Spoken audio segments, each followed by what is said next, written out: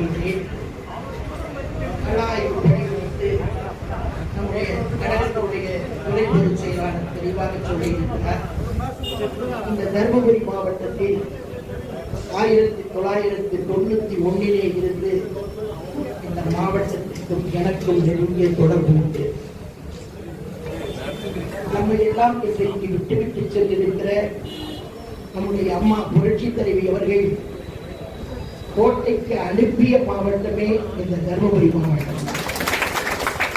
அவரை முதலமைச்சராக இந்த நாட்டுக்கு அடையாளம் காட்டிய மாவட்டம் இந்த ஒன்றுபட்ட தருமபுரி மாவட்டம் தான். 1991 இருந்து இந்த மாவட்டத்தோடு நான் நெருங்கிய தொடர்பு வைத்திருக்கிறேன். அது மட்டுமல்ல, கட்சி தேர்தலாக இருந்தாலும் சரி, எந்த பணிகளாக இருந்தாலும் பெரும்பாலும் தருமபுரி மாவட்டத்திலே நம்முடைய பெண்ணாகரத்திலே அன்பழகர் இருக்கிற போதெல்லாம் பல்வேறு பணிகளை நாங்கள் இந்த தருமபுரியோடு ஒன்றி பணியாற்றி இருக்கிறோம். எங்களுக்கும் உங்களுக்கும் ரொம்ப தொடர்பு இருக்கிறது. அது மட்டுமல்ல, நலாய்வு பணியை நம்முடைய பொதுச் செயலாளர் புரட்சி தமிழர் அண்ணன் எடப்பாடியார் அவர்கள் ரொம்ப தீர்க்க தரிசனமாக எந்த நேரத்தில் எந்த வேண்டும் என்று நினைத்து ஒரு நல்ல நாளில் ஆய்வு செய்ய வேண்டும், அறிவுரை சொல்ல வேண்டும் என்று அனுப்பி, இதுதான் நல்ல நேரம், நாடு இருக்கிறது என்று நினைத்துக் கொண்டிருக்காமல் ரொம்ப குறுகிய காலமே இருக்கிறது என்பதை கணக்கு போட்டு நாம் எல்லாம் செயல்பட வேண்டும் என்று எடுத்துச் சொல்லி வர வேண்டும் என்றுதான் அண்ணன் எடப்பாடியாருடைய கட்டளை. அந்த கட்டளை ஏற்று வந்திருக்கிறோம். அது மட்டுமல்ல, இங்கே வந்திருக்கிற கழக தோழர்கள் எல்லாம் பல்வேறு தேர்தல்களை பார்த்தவர்கள், ஒரு அனுபவம் இருக்கிறது. பாண்டியராஜன் சொன்னார், இவ்வளவு எழுச்சியோடு இருக்கிற கட்சி எப்படி தோற்று போனது என்று எனக்கு தெரியவில்லை என்று. அதுதான் மாயாஜால வித்தை மாதிரி ஆகிவிட்டது. திமுக காரன் இப்படியே ஏதாவது வெஸ்பரிசம் பண்ணுவதை போல ஏதோ பண்ணி அந்த நேரத்திலே ஏதோ வெற்றி வாய்ப்பு பதவி போயிருக்கிறது, அவ்வளவுதான். ஆனால் 2026 அந்த நிலைமையே வந்துவிடக் கூடாது என்பதற்காகத்தான் இந்த மோடி மஸ்தான் வேலை காட்டுகிறவர்களை எல்லாம் புரட்டி அடிக்க வேண்டும் என்பதற்காகத்தான் உங்களுக்கு எல்லாம் உற்சாகப்படுத்த வேண்டும், உங்களுக்கு எடுத்துச் சொல்ல வேண்டும், உங்களை ஊக்கப்படுத்த வேண்டும் என்பதற்காகத்தான் அந்த எடப்பாடியார் அவர்கள் எங்களை அனுப்பி வைத்திருக்கிறார். தெரியாத தேர்தல் பணி என்றால் எப்படியெல்லாம் செய்ய வேண்டும் என்று உங்களுக்கு எல்லா விஷயங்களும் தெரியும். மிகவும் கடப்பணி. அதுவும் நம்முடைய அண்ணா தொண்டர்களை எடுத்துக்கொண்டால் ரொம்ப அமைதியாக இருப்பார்கள். ஆனால் இந்த கட்சிக்கு ஒரு சோதனை என்று சொன்னால் விட்டே கொடுக்க மாட்டார்கள். அதுதான் அதிமுக தொண்டர்களின் நிலை. நான் பல தேர்தல்களிலே பார்த்திருக்கிறேன். புரட்சி தலைவர் எம்ஜிஆர் அவர்கள் திண்டுக்கல் தேர்தலை சந்தித்த காலத்திலே இருந்து நான் பல தேர்தலை பார்த்துக் கொண்டிருக்கிறேன். நம்முடைய கட்சிக்காரர்கள் எல்லாம் சோர்ந்து போயிருப்பதை போல தெரியும். ஆனால் கட்சிக்கு ஒரு பிரச்சனை என்று சொல்லுகிற போது எந்த தொண்டரும் சும்மா இருக்க மாட்டான். துள்ளி குதித்து ஓடி வரக்கூடியவன் தான் அதிமுக தொண்டர். இதை பல சந்தர்ப்பங்களிலே என்னுடைய அரசியல் அனுபவத்திலே நான் பார்த்திருக்கிறேன். ஏதோ சில நேரங்களில் மக்களுடைய மனநிலை வேறு மாதிரி இருக்கிறது. அந்த காரணத்தால் நம்முடைய தோல்வி ஏற்படக்கூடிய சூழ்நிலை உருவாகிவிட்டது. இனிமேல் அந்த சூழ்நிலை வராது. எங்கு பார்த்தாலும் எங்கே போனாலும் அடுத்து உங்க ஆட்சி தான், அடுத்து உங்க ஆட்சி தான், எடப்பாடியார் தான் வருவார், எழுதி வைத்துக் கொள்ளுங்கள் என்கிறார்.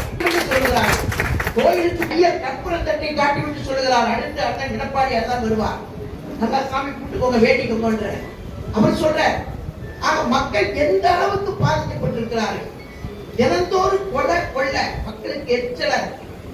கிருஷ்ணகிரியில ஒரு வக்கீல கொள்றாங்க, அங்க தஞ்சாவூர்ல ஒரு டீச்சர் சாப்பிடாரு, பள்ளிக்கூடத்துல பிள்ளைங்க சாப்பிடாங்க, நிறைய கள்ளச்சாராய சாமி ஏகப்பட்ட. தினந்தோறும் பத்திரிகை படிக்க முடியல மக்களுக்கு. காலையில தினத்தந்தி பேப்பர் எடுத்து ஒரு சின்ன கிராமத்துல டீ கடையில உட்கார்ந்து இருக்கிற டீ குடித்துக் கொண்டிருக்கிற ஒரு விவசாயி பத்திரிகை படித்துவிட்டு என்ன விட மோசமான ஆட்சி எடப்பாடியார் இருப்பது இப்படியா இருந்தது, இப்படி எல்லாம் பேசிக் கொள்கிறார்கள்.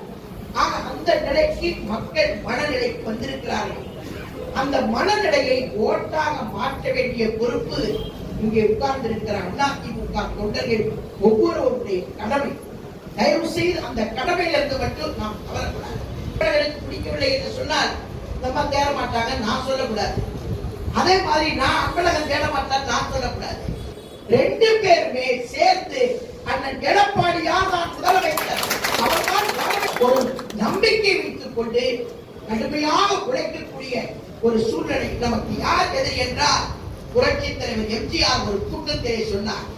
எனக்கு நன்றாக ஞாபகம் இருக்கிறது. அந்த கூட்டத்திற்கு நான் போயிருக்கிறேன். புரட்சி தலைவர் எம்ஜிஆர் சொன்ன வார்த்தை, அனைத்து இந்திய அதிமுக தொண்டனை அழிப்பதற்கு அதிமுக தொண்டன் தான் ஒருத்தர் பிறக்கணும், வேற யாராலும் இந்த கட்சி அழிக்க முடியாது, ஒரு தொண்டனை அழிக்க முடியாது. இது புரட்சி தலைவர் எம்ஜிஆர் சொன்ன வேத வாக்கு. அந்த வேத வாக்கை மட்டுமே தயவு செய்து மனதிலே இறுக்கமாக பற்றிக் கொள்ளுங்கள். நம்மை அழிக்க வேண்டும் என்று சொன்னால் நம்மால் தான் முடியும், வேறு ஒருவரும் தொட்டு பார்க்க முடியாது என்பதை மட்டும் மனதிலே வைத்துக் கொள்ளுங்கள். இன்றைக்கு திமுக தலைவர் மு.க. ஸ்டாலின் மீது மக்கள் மிகவும் அவநம்பிக்கையாக இருக்கிறார்கள். அவநம்பிக்கை. அந்த ஆட்சியிலே இருப்பவர்கள் கூட, அந்த அமைச்சர்களே கூட ஸ்டாலின் மீது, உதயநிதி மீது மிகவும் அவநம்பிக்கையிலே இருக்கிறார்கள். இந்த கட்டத்திலே பொதுமக்களும் இன்றைக்கு அவநம்பிக்கையாக இருக்கிறார்கள். தயவு செய்து இந்த அவநம்பிக்கையை பயன்படுத்திக் கொண்டு நாம் எல்லாம் ஒவ்வொருவருமே கடுமையாக உழைத்து அம்மா அவர்கள் சொன்னதை போல 100 ஆண்டு காலத்துக்கு இந்த இயக்கம் இருக்க வேண்டும், ஆட்சியும் இருக்க வேண்டும் என்று அம்மா அவர்கள் உரக்க குரல் கொடுத்ததை நாம் நிரூபித்து காட்ட வேண்டும் என்று சொன்னார். அண்ணன் எடப்பாடியார் 2026 இந்த நாட்டை ஆள முதலமைச்சராக வர வேண்டும். திமுகவை ஓட ஓட விரட்டுவதற்கு உங்களுடைய உழைப்பு தேவை. அந்த உழைப்பை எடுத்து வெற்றி தேடி தாருங்கள் என்று கேட்டு வாய்ப்புக்கு நன்றி கூறி விடைபெறுகிறேன். நன்றி.